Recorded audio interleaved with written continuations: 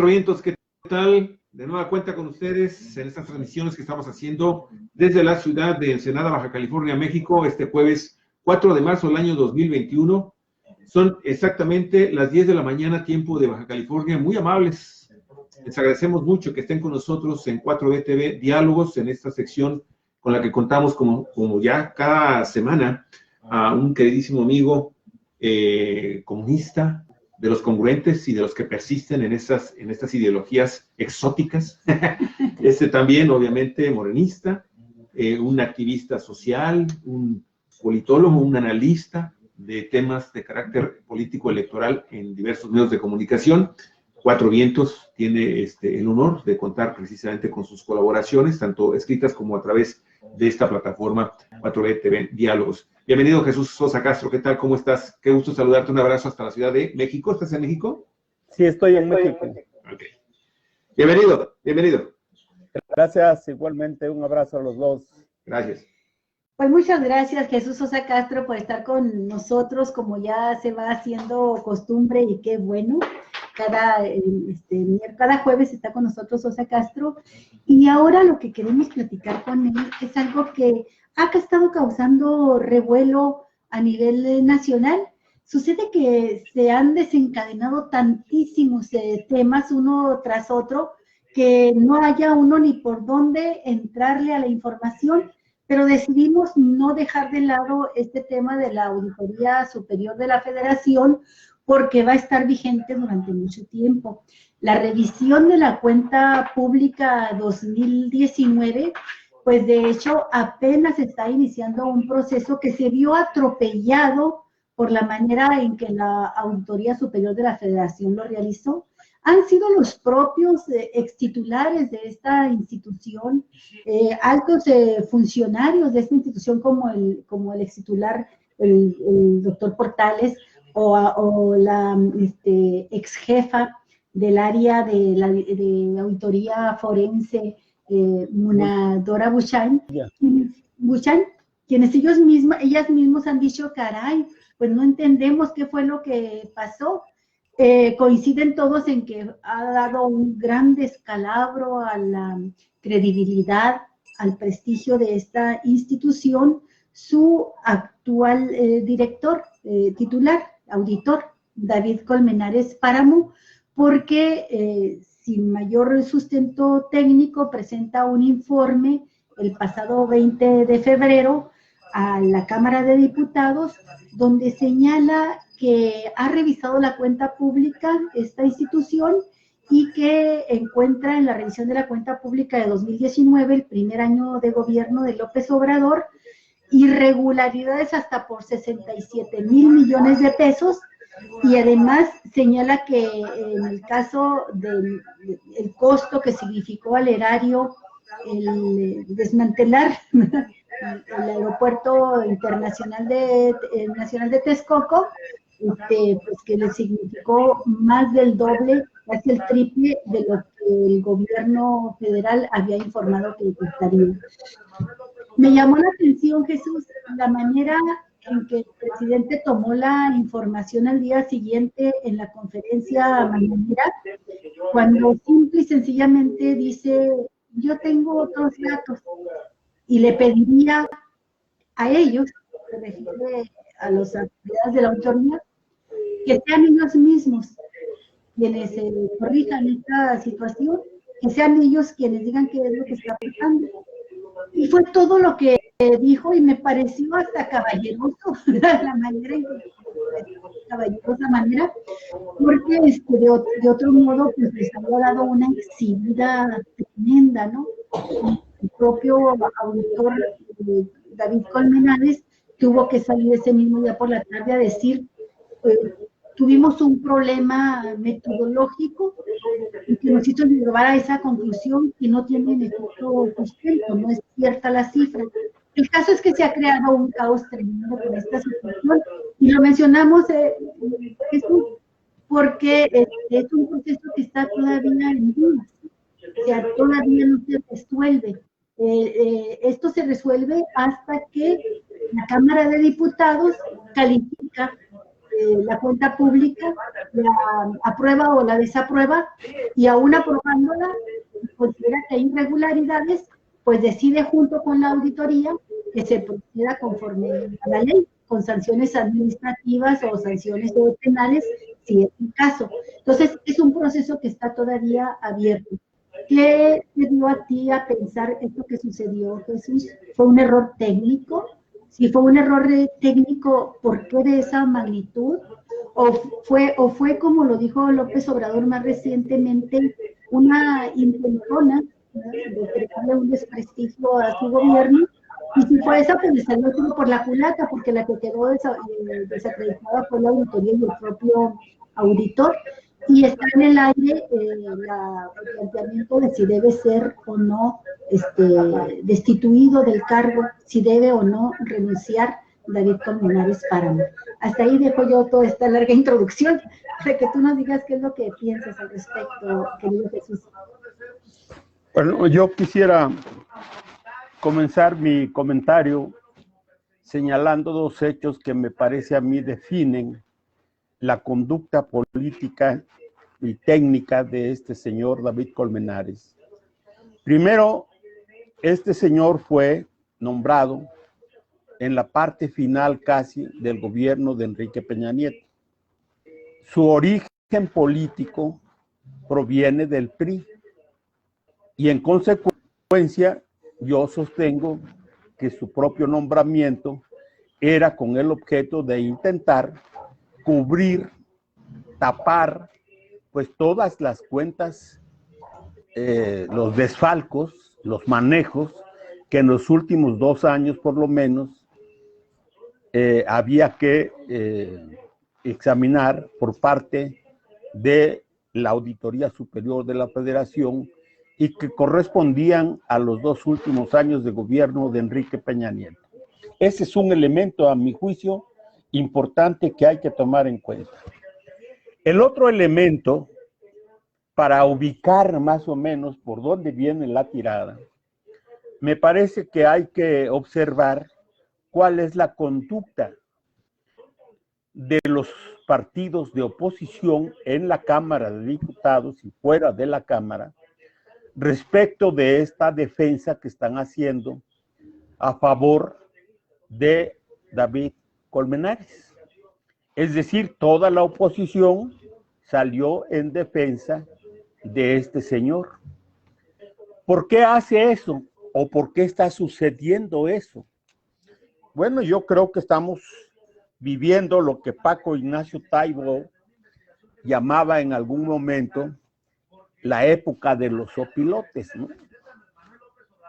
Él, este señor, David Colmenares, al formar parte de este sector político que antes era intocable, que no se le criticaba nada, que todo daba por bueno, pues dijeron, vamos a apoyarlo, vamos a dar por hecho de que hay o de que hubo un manejo inadecuado de los recursos públicos en la cancelación del aeropuerto.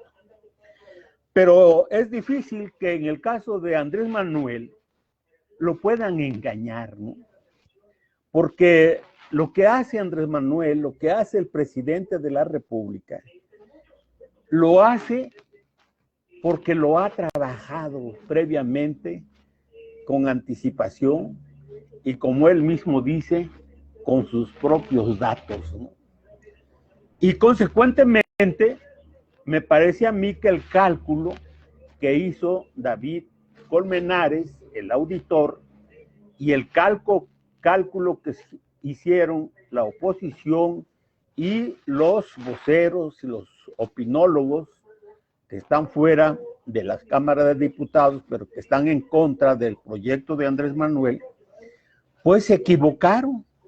Se equivocaron no porque haya habido un error metodológico, sino porque calculadamente quisieron manchar, tiznar, como el propio Andrés Manuel dice, el manejo de los recursos que él manejó, valga la redundancia, durante esta decisión de cancelar el aeropuerto de la Ciudad de México. Pero si se revisa un poco a fondo los datos y las auditorías que sobre otras cuestiones y sobre otras dependencias ha hecho este señor, pues por todas partes aparecen cosas un tanto serias, dignas de ser estudiadas.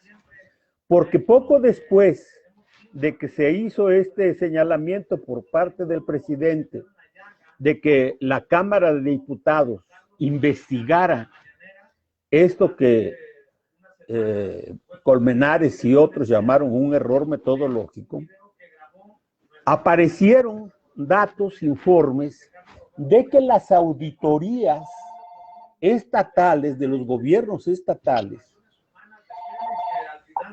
las está controlando y manipulando la propia Auditoría Federal, la Auditoría Superior de la Federación. ¿Cómo lo está haciendo? Bueno, todo el mundo sabe que en los anteriores gobiernos y en los gobiernos actuales que están afiliados a esta alianza federalista, pues estaban acostumbrados a utilizar los recursos públicos para las campañas electorales, pero también para llenar sus bolsillos, para sus cuentas personales, ¿no? Haciendo mal uso de los recursos públicos. Y como sabían que los auditores que revisaban sus cuentas, pues casi nunca descubrían nada mal, pues daban por hecho de que esa situación iba a ocurrir nuevamente sin mayor problema. Pero cuando empiezan a darse cuenta de que el gobierno de Andrés Manuel y la unidad de inteligencia financiera estaba rastreando el manejo de los recursos federales que van a los estados, pues ellos empezaron a moverse dentro del ámbito, dentro del equipo de la Auditoría Federal, de la Auditoría Superior de la Federación. Se sabe que los gobernadores, cuando descubrían que había algo que les iba a ser difícil explicar, pues llamaban a la gente del auditor, aparte de su equipo. Había un machuchón, como dice Andrés Manuel, por allí, que el que controlaba y administraba todo este tipo de cosas, y le ofrecían a él sus moches para que pasara por alto las irregularidades que estaban en los manejos de las cuentas estatales de los gobernadores correspondientes, ¿no?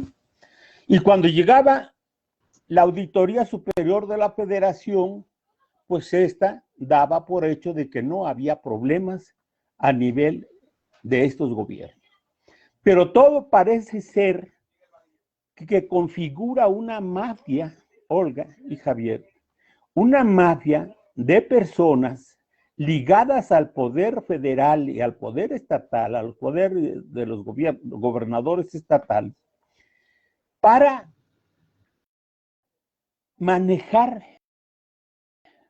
para salvar de alguna manera, pues todas estas irregularidades que existen, pero que la gente no las conocía, no salían a la luz pública, y en consecuencia, pues todo parecía ser que caminaba sin mayores problemas. Pero ahora, dada la situación que se está viviendo y el error que ha cometido este señor, me parece a mí que la Cámara de Diputados está obligada a hacer una investigación seria, profunda, sobre el desempeño de esta dependencia, ¿no?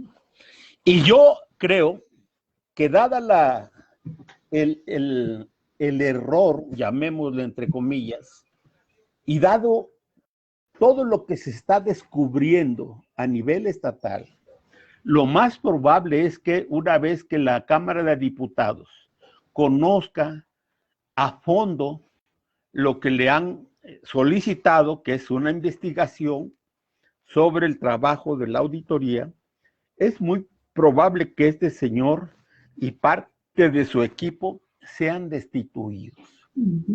Porque me parece a mí que ya no son, es decir, tú no puedes apelar al manejo transparente de los recursos públicos, ¿no?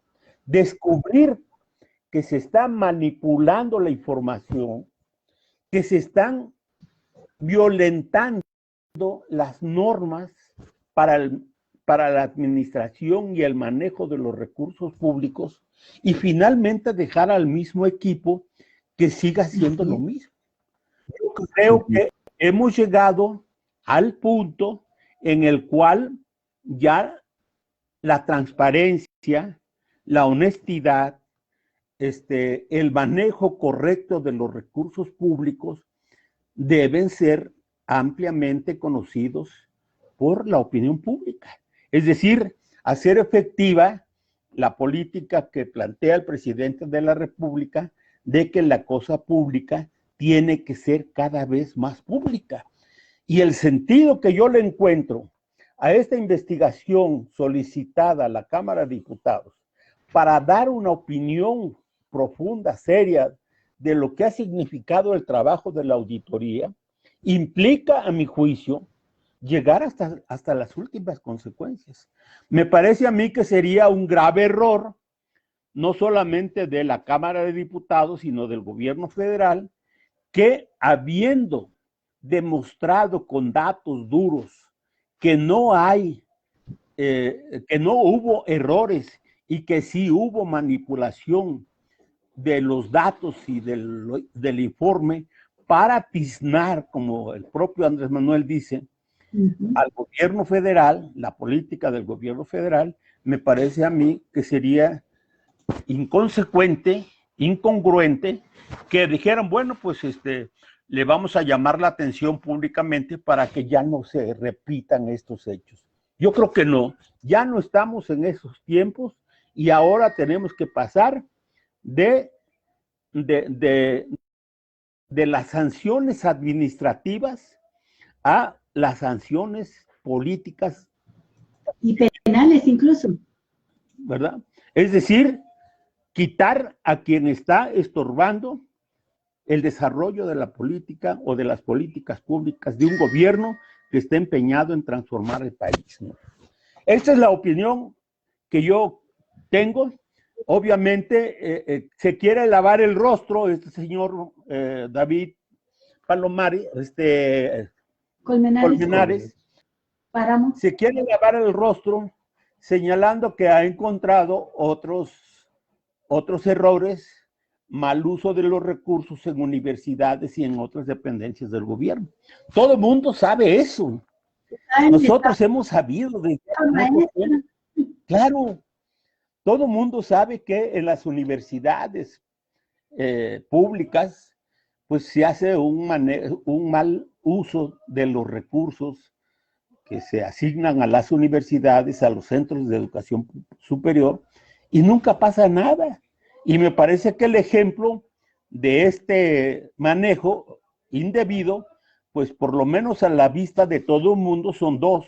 El caso de la Universidad de Guadalajara, de la Universidad Autónoma de Guadalajara, y el caso de la Universidad Autónoma del Estado de Hidalgo, donde la Cosa Nostra, representada por Sosa Castellán, pues era un nido de ratas y de personas que depositaban grandes recursos en bancos extranjeros y le estaban robando evidentemente pues los recursos a los estudiantes, a las universidades, ¿no?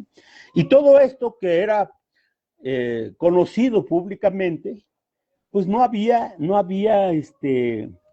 materialización del castigo que se requiere, ¿no? De ser sometidas a crítica y a juicios, ¿no? Y yo creo que ahora están las cosas justamente en el nivel de que la gente está exigiendo ir a fondo sobre estas cuestiones y llevar el asunto hasta sus últimas consecuencias, así tengan que caer estos machuchones de la Auditoría Superior de la Federación. Jesús, nos hemos dado cuenta como periodistas que la Auditoría Superior de la Federación se venía convirtiendo de años atrás en una institución muy fuerte, con un trabajo técnico muy interesante que a nosotros como periodistas nos aportaba información valiosísima para las investigaciones que realizábamos en torno a casos de corrupción, de malversación de fondos por parte de funcionarios de diferentes niveles de gobierno. Y esto lo pudimos apreciar con mucha frecuencia. Javier y yo destacábamos los informes presentados, por ejemplo, por Arturo González de Aragón, uno de los auditores pues, de mayor prestigio. El propio auditor que terminó en 2018, Juan Manuel Portales, y otros más que lograron construir un equipo de trabajo de técnicos especializados muy, muy bueno. Y habíamos estado avanzando en ese sentido hasta que en 2018, como bien lo señalan, la anterior legislatura elige a David Colmenares. Y a partir de que lo elige, se levantaron voces muy fuertes, el propio Portales y Aragón, salieron Muna, la mencionaba ahorita, Munadora Uchaín, salieron a denunciar, ¿verdad? Cómo Portales, cómo este hombre,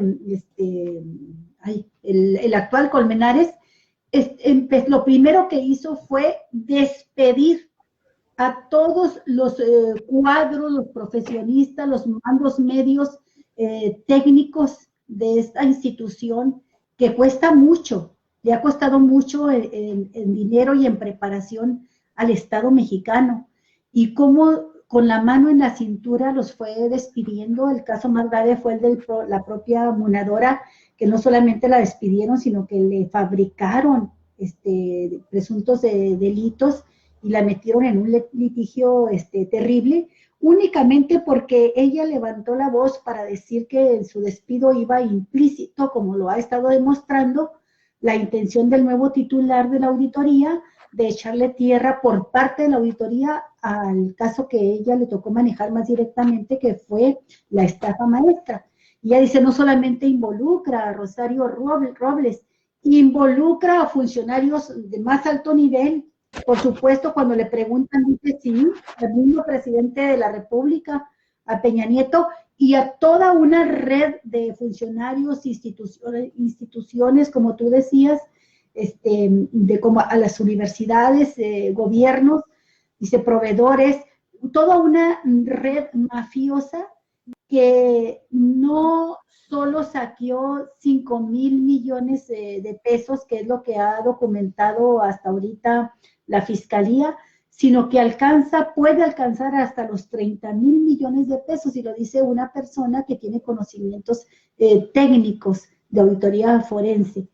Bueno, después de que el propio Colmenares sale con su cara de palo, ¿verdad? O como dicen en mi rancho, con su batea de babas, a decir que nos equivocamos, ¿verdad? Y cree que resuelve el problema de manera, cometiendo una irregularidad sobre otra, de manera autoritaria, despidiendo a cuadros menores técnicos, y dice, ya los censuramos, ya los sancionamos, ya salieron, ¿verdad?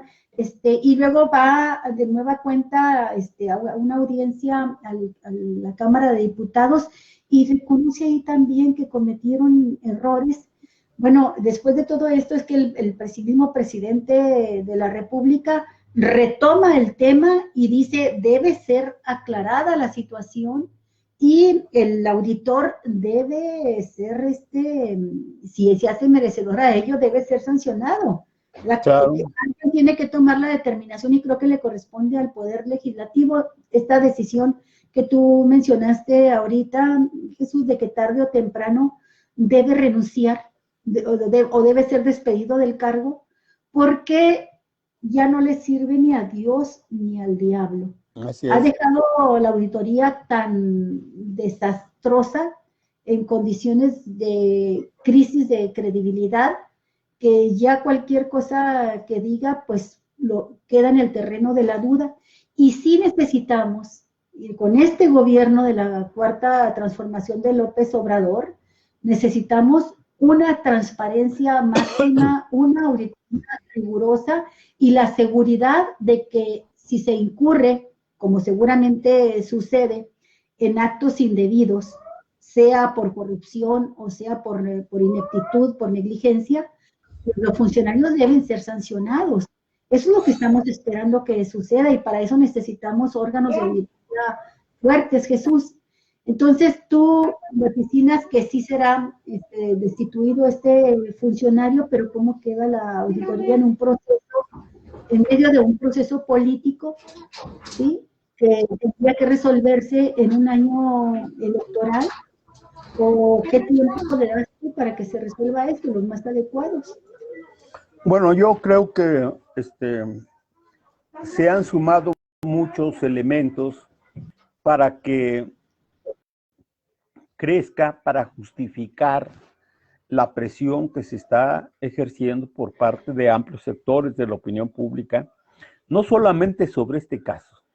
Yo creo, sostengo, que estamos viviendo un momento en el que la gente quiere realmente que se castigue a los que han llevado al país, a la economía y a la política, a la situación en la que se nos dejó el gobierno.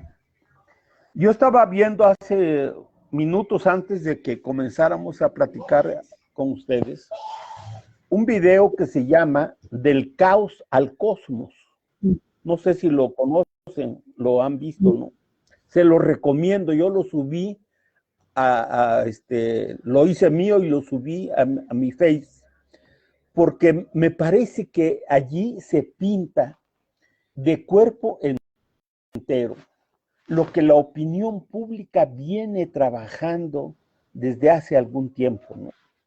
Es decir, se nota, se percibe a través de este video el deseo, el interés, el ansia, por decirlo de alguna manera, de la gente por ver resultados, por ver que la cuarta transformación de la que habla el gobierno se está materializando en algo concreto.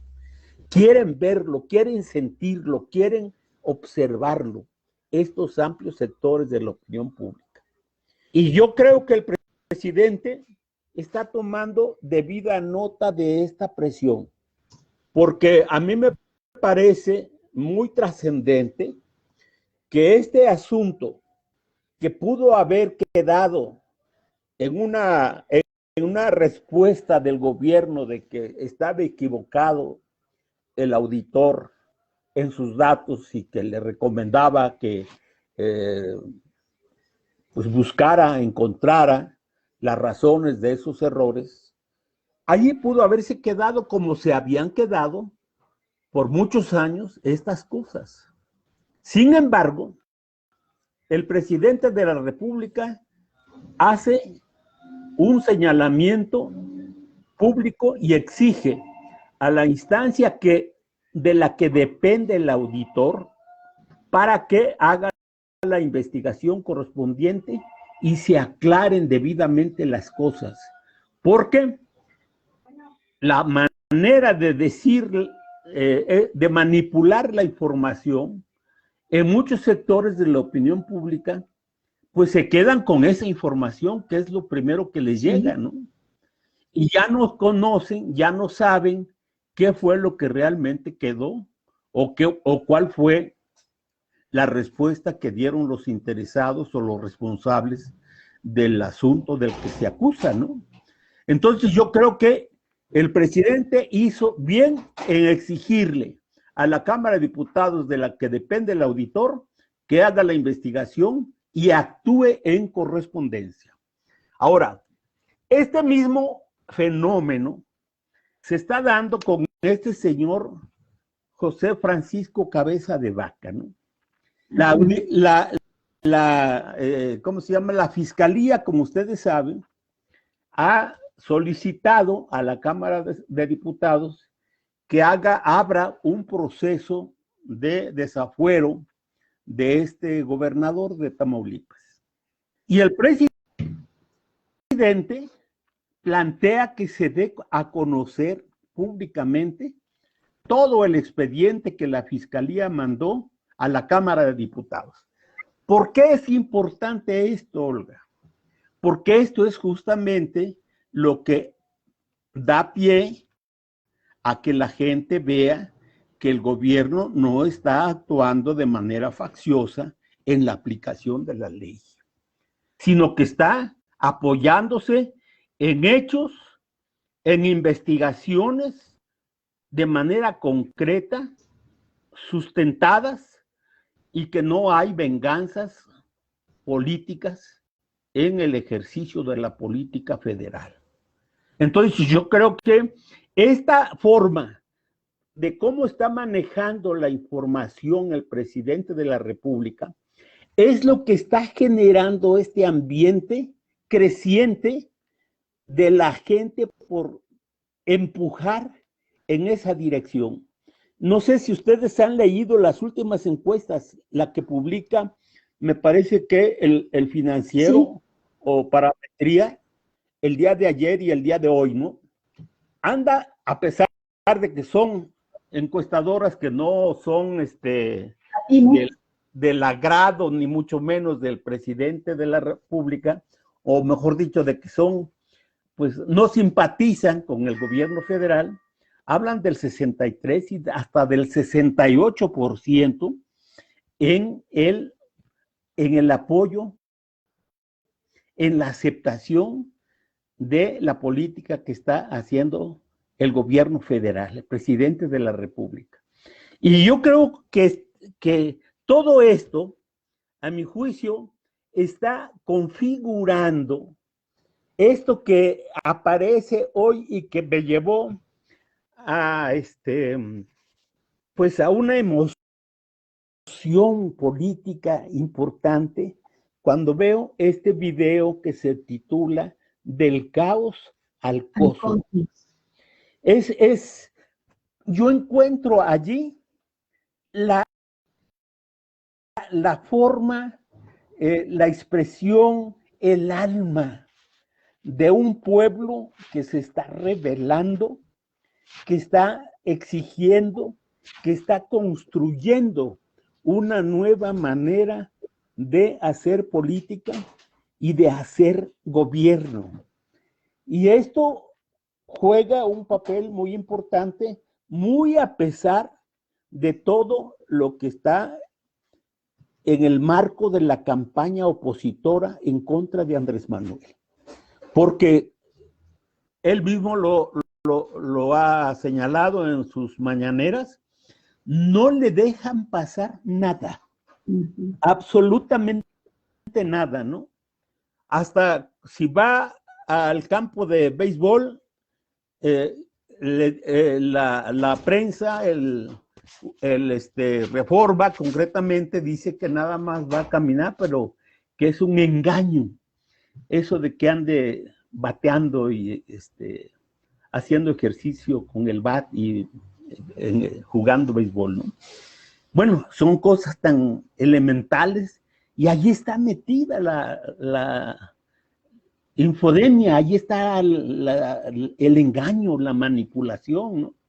Entonces yo sí creo que pronto vamos a ver resultados muy importantes respecto de lo que está pasando, tanto a nivel de la justicia, como lo que tiene que ver con las investigaciones que está haciendo el auditor de la Federación. Y yo siento que sería un retroceso del punto en el que estamos si no pasara nada, Olga. Porque eso de que no pasa nada, ya lo hemos vivido hasta el cansancio en los anteriores gobiernos.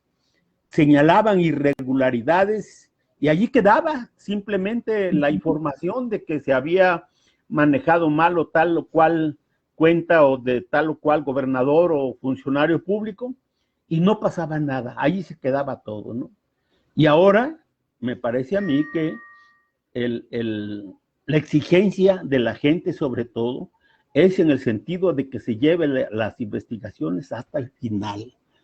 Y el gobierno está obligado a hacerlo, me parece a mí. Fíjate que ahorita en la mañana estábamos escuchando, Javier y yo, la mesa de análisis de Aristegui Noticias, a Ricardo Rafael y a Sergio Aguayo, y me llamó muchísimo la atención el hecho de que, pues, de algún modo salen a la defensa de Francisco Javier García Cabeza de Vaca, el gobernador de Tamaulipas, porque señalan que hasta este momento lo que se conoce, que fue lo que dio a conocer el abogado defensor de Cabeza de Vaca, es que únicamente lo acusan por un departamento y que no hay elementos, por lo menos en lo que se conoce hasta este momento públicamente, de que haya relaciones con el crimen organizado, de que haya actos de corrupción mayores, y les parece que es algo menor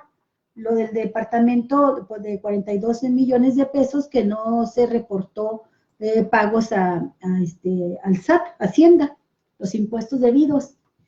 E insisten en su hipótesis de que se trata de una persecución política. No deja de llamarme la atención que voces como la de Sergio Aguayo y Ricardo Rafael se parezcan tanto a la de los voceros del PAN, de los gobernadores aliancistas que salen a la defensa también de Cabeza de Vaca, y que, por otro lado, cuando se refieren al hecho de que López Obrador le está pidiendo a la Fiscalía y a la propia Cámara de Diputados que consideren el abrir todo el expediente, dice no, que no se abra. Entonces dice, bueno, la información que tenemos nos indica, por lo que sabemos hasta ahorita, que es una persecución política, pero es un error lo que está planteando López Obrador de que se abra el expediente, sería faltar al debido proceso.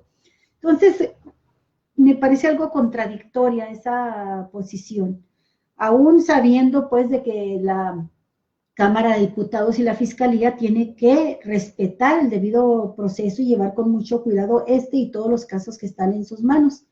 Pero esto nos lleva a la voluntad de Andrés Manuel, expresada en varias ocasiones, de dar la máxima transparencia, la máxima información, y nos lleva también al siguiente punto de lo que nos enteramos ayer, el siguiente tema, Jesús, respecto a los acuerdos, las negociaciones a las que está llegando su gobierno a través de Pemex con los empresarios de Odebrecht y los que estuvieron vinculados, las empresas vinculadas a Etileno 21, lo que es la propia empresa Etileno 21, y que el gobierno decidió desde el año pasado, pues romper los contratos leoninos, mejor dicho, no restablecer esos convenios una vez que vencieron, y tiró órdenes de que no se le surtiera gas natural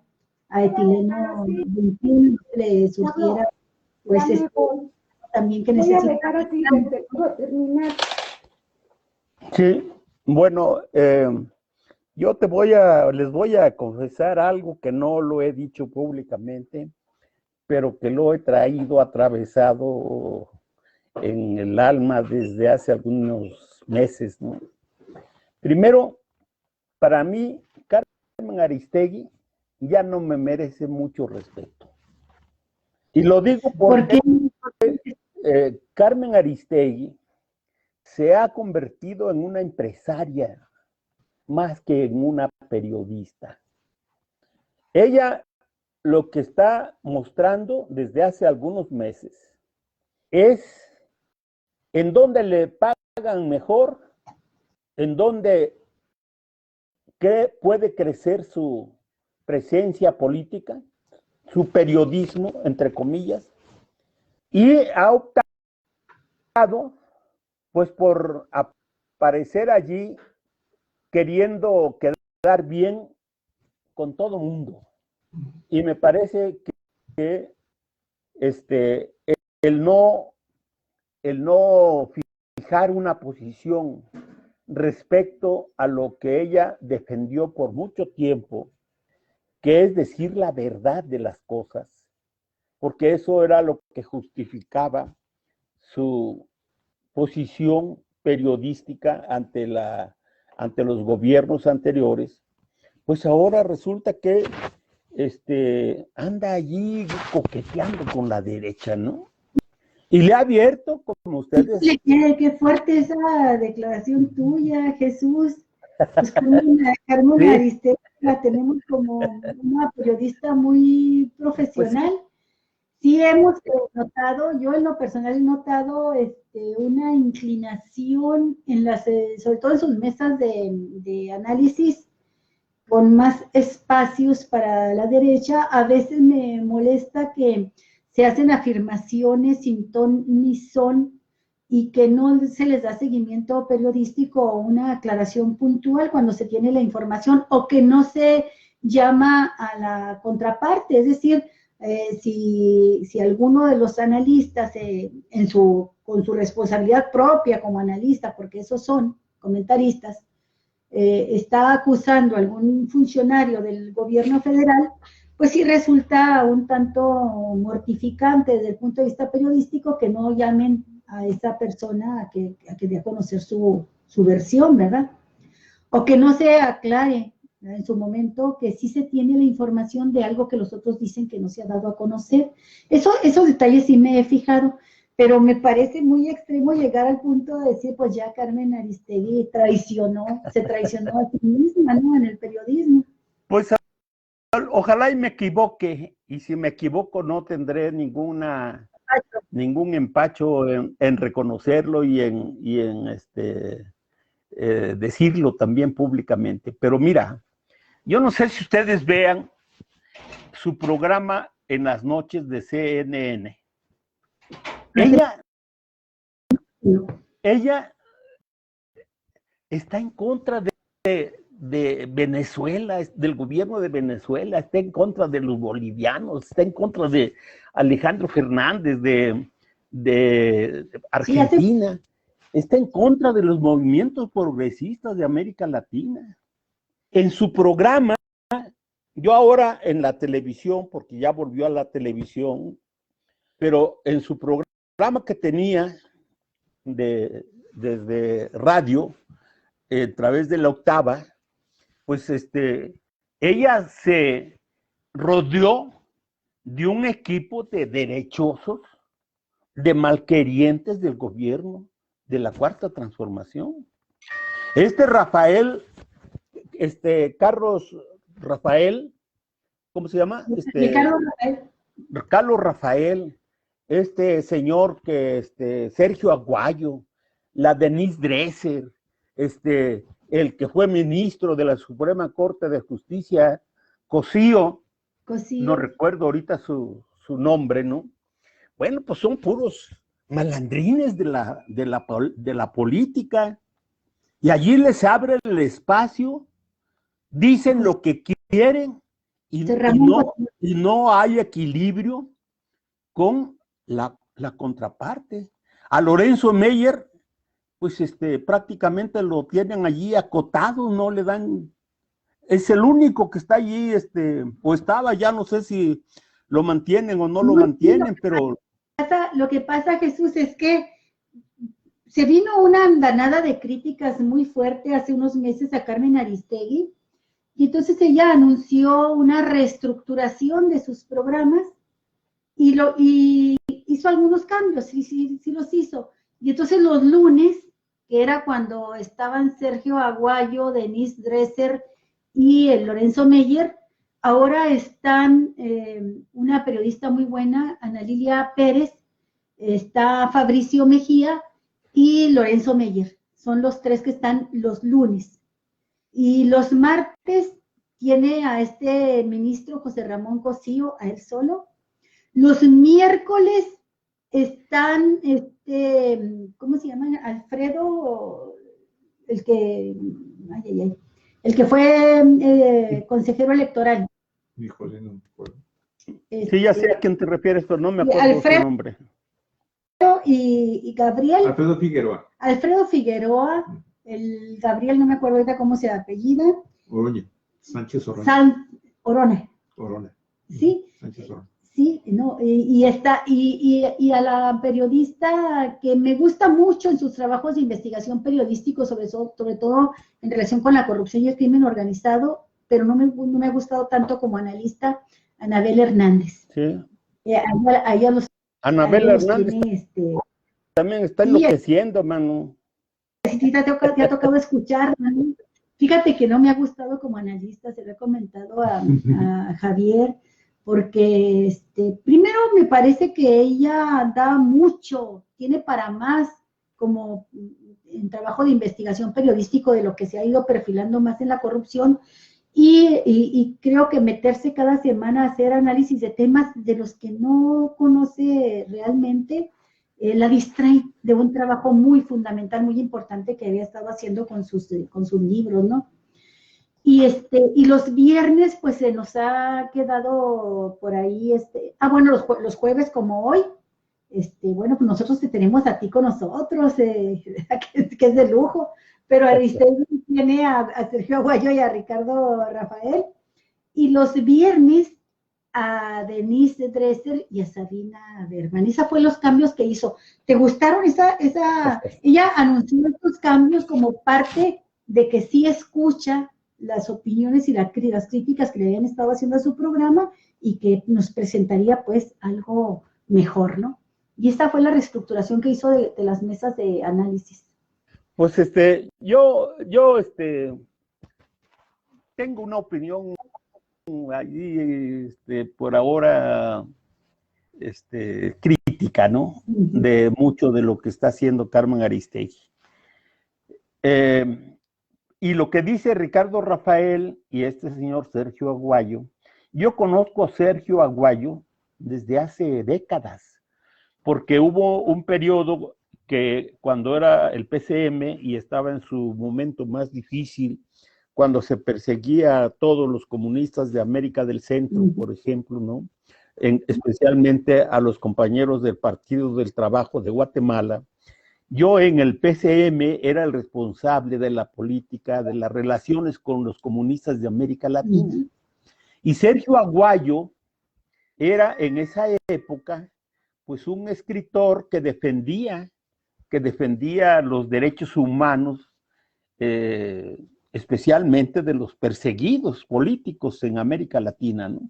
Y tuve muchas veces encuentros con él, porque buscábamos la manera de que los perseguidos de Guatemala en México, que eran del Partido del Trabajo, o sea, el partido de los comunistas guatemaltecos, pues pudieran tener en la universidad y en el sector académico democrático de la Ciudad de México, pues ciertas posibilidades de trabajo que les sirviera como forma de vida y como protección en contra de la persecución de que eran víctimas por parte de los gobiernos represivos de sus países, ¿no?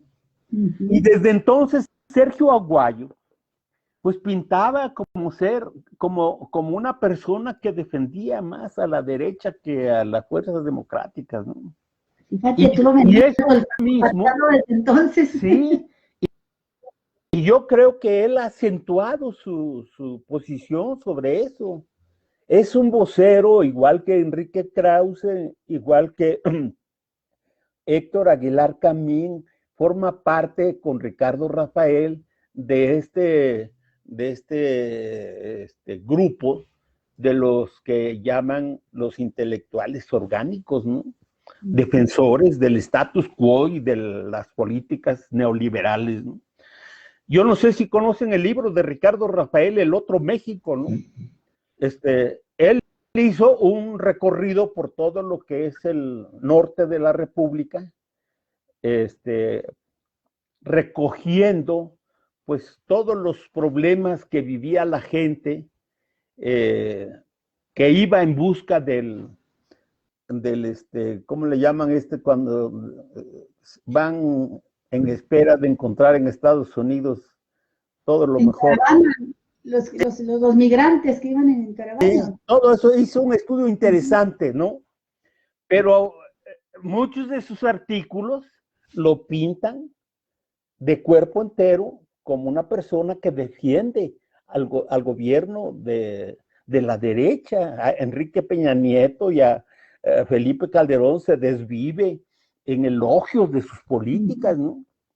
Y entonces ahora Carmen Aristegui pues los tiene allí como sus periodistas y les está dando mucho vuelo, y estos pues están aprovechando bien el espacio que les está brindando Carmen Aristegui, ¿no? Pero al margen de fobias y filias, ¿verdad? Yo lo que creo es que hay una campaña fuerte en contra del gobierno, y que a pesar de esa campaña, a pesar de que no le dejan pasar una a Andrés Manuel, al presidente de la República, no han podido debilitar a su gobierno. Sí. Al contrario, se está fortaleciendo cada vez más, ¿no? ¿Por qué? Pues yo lo atribuyo primero a la forma de cómo él está en contacto con la gente, de cómo está manejando la información, de cómo le está llegando al alma y al corazón del pueblo, porque lo que plantea él es justamente eso, cómo devolverle al pueblo la esperanza, el amor a su país, los derechos, la libertad, la justicia, y eso no es un problema menor, es algo que está en el fondo de una política de un jefe de Estado con una visión humanista y con un trabajo que resulta, por donde lo quieras analizar, sorprendente, ¿no? Yo no sé a qué horas duerme, a qué horas lee, a qué horas cumple con sus obligaciones maritales, no sé, ¿no?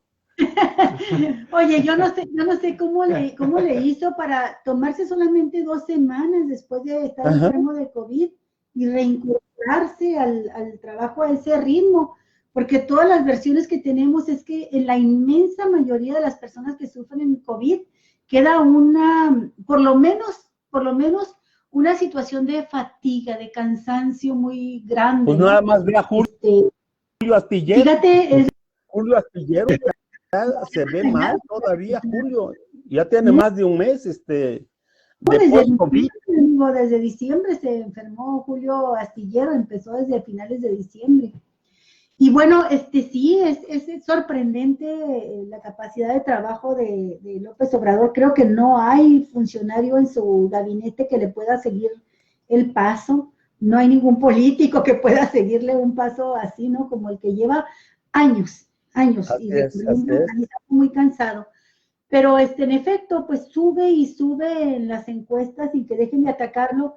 Y me parece que del análisis que has hecho de medios es de llamar la atención el caso de Aristegui Noticias, porque es un medio que durante muchos años, y una periodista que durante muchos años ha gozado de un prestigio enorme. Y te voy a decir que a mí lo que más me puede de este programa, que yo lo sigo todos los días por razones obvias de mi trabajo, dejaron de hacer investigación periodística. Tenía un equipo bueno que fue el que hizo todo el análisis y la investigación periodística de la Casa Blanca, que tanto hace alusión Aristegui, todo el mundo lo hacemos alusión como un ejemplo de censura al periodismo de investigación por parte del gobierno, que le costó a ella su espacio, su trabajo. Afortunadamente, pues nada más eso, a otros compañeras nuestras, compañeros les ha costado la vida, como el caso de Miroslava Bridge, ¿no? Que la asesinen.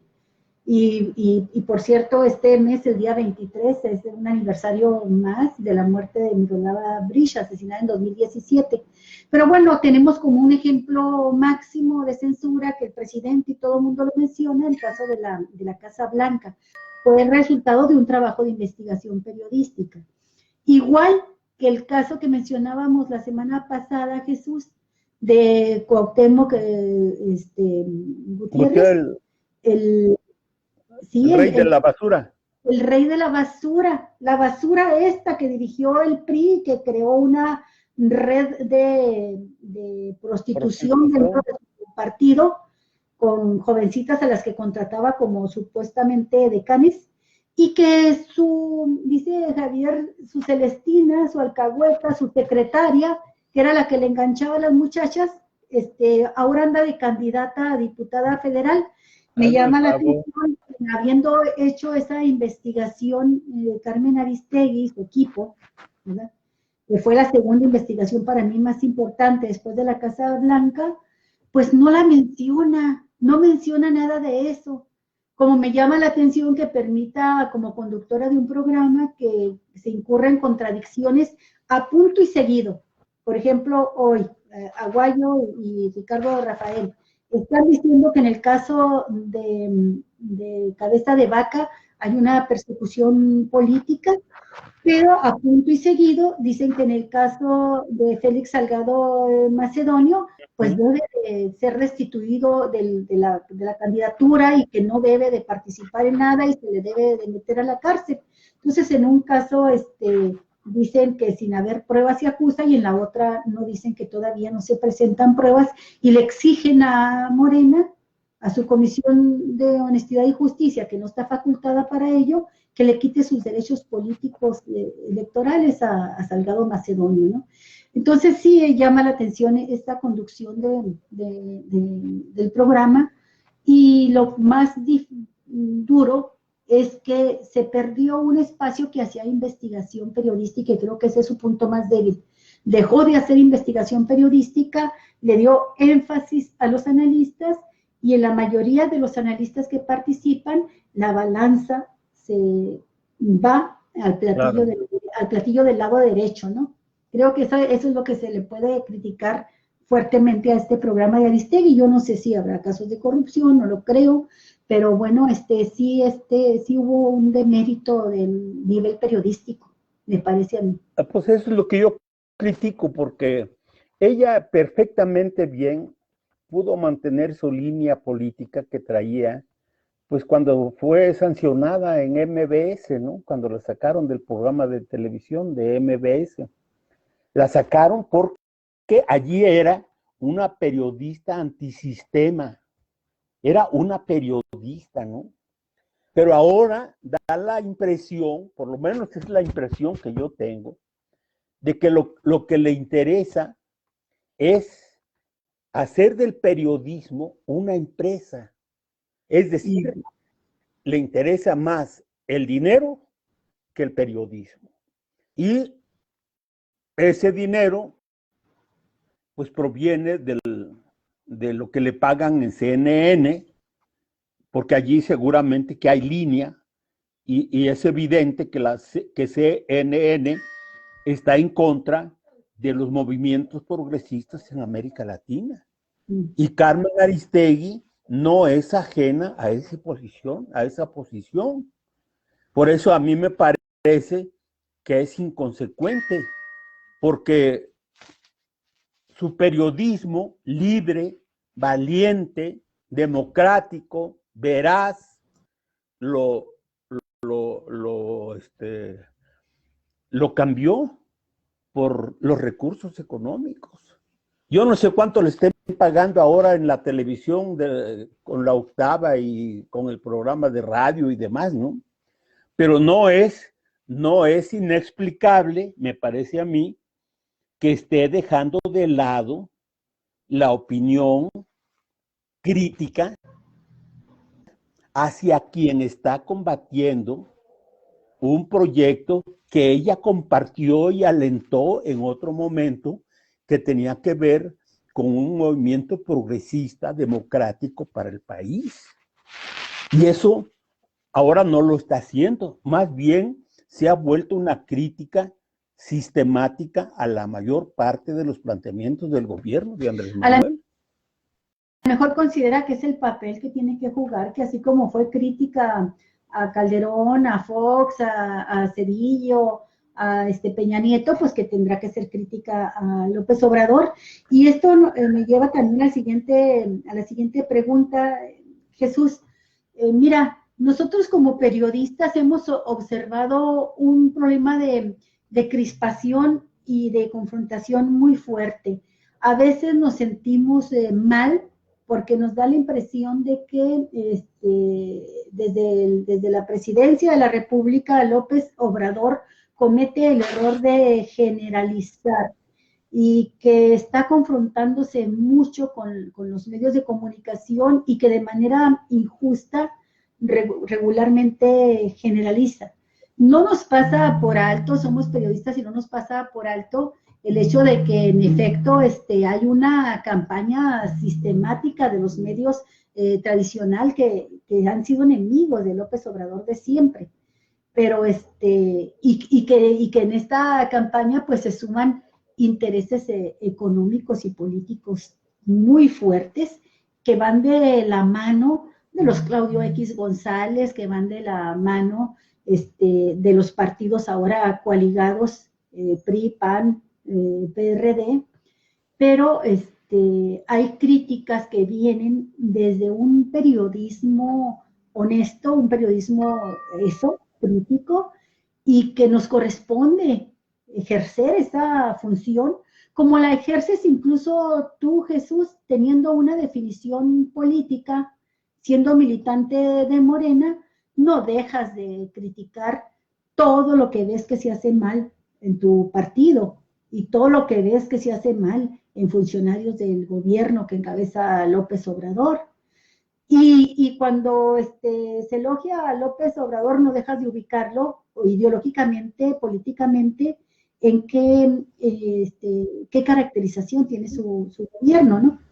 Pero a nosotros como periodistas nos ha tocado ver aquí mismo en Baja California, hemos ido a reuniones donde invitan conferencistas y demás, y que a la hora en que están haciendo el análisis de los enemigos de la Cuarta Transformación, sin matiz alguno, señalan el periodismo. Y nosotros hemos sido muy críticos en Baja California del gobierno bonillista. Y cuando escuchamos estos análisis, pues vemos cómo algunos de la nomenclatura morenista y de gobierno, pues lo refuerzan tratando de descalificarnos también a nosotros, ¿no? Claro que también vemos cómo las bases morenistas, que son críticas a Bonilla, pues nos respaldan, pero sí vemos que es como una cascada, que cae en cascada desde la presidencia de la República, una actitud incorrecta. Yo lo juzgo así como has hecho la crítica de Aristegui, yo me permito hacer la crítica de un mal manejo de la relación del gobierno de López Obrador, del propio presidente López Obrador con los medios, y que le hace falta discernir, diferenciar el periodismo. Mira, yo comparto plenamente la crítica que se hace no solamente por el periodismo, sino por muchos compañeros señalando los errores y demás del gobierno y del partido, ¿no?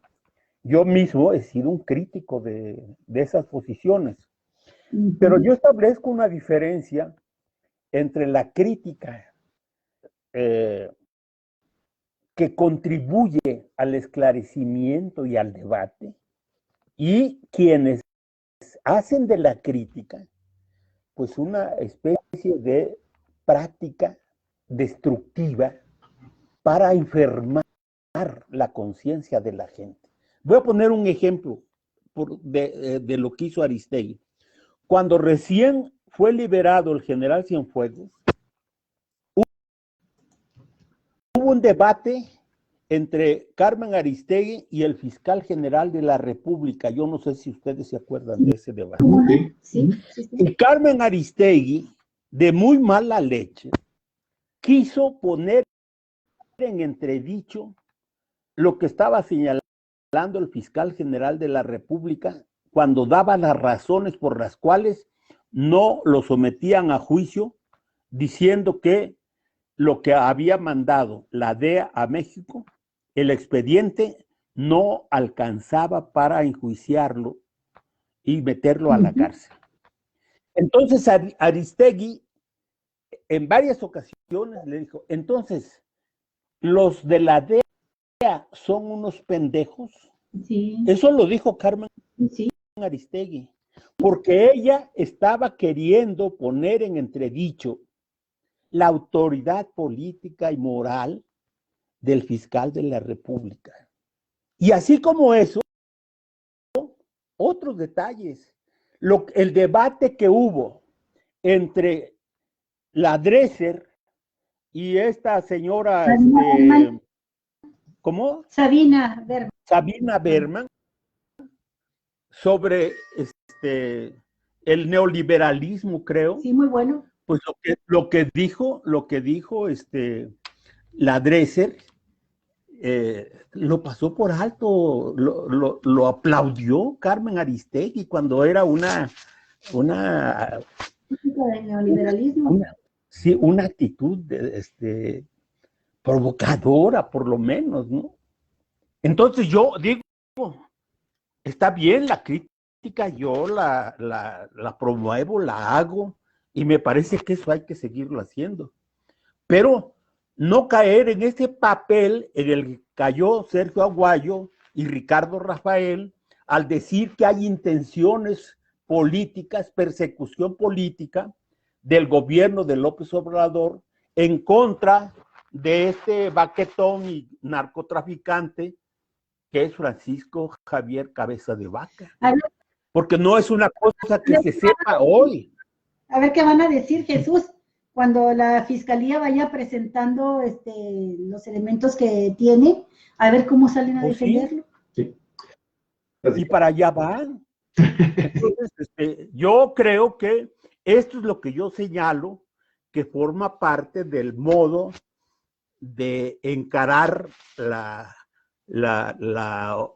oposición a la política del gobierno federal. La mentira, la manipulación, la maldad, ¿no? La mala leche. Eso es lo que para mí es lo criticable, ¿no? Muy bien. Pues Jesús, no sé si quieres hacer algún comentario final. Fíjate que ya en un ratito más tenemos un enlace hasta Alemania, donde está otro colaborador así, importantísimo, así como tú, estimado Jesús. Vamos a platicar sobre temas de geopolítica. Te recomendamos, pero Jesús, nos gustaría mucho, si tienes algún comentario final sobre los dos temas, grandes temas que han tocado el día de hoy, que es por un lado el tema de los medios de comunicación, específicamente el caso de la periodista Carmen Aristegui, y pues el tema de la Auditoría Superior de la Federación, Colmenares. Bueno, yo creo que yo saludo el debate que hay, ¿no? A mí me encanta que estén dándose estas cosas, ¿no?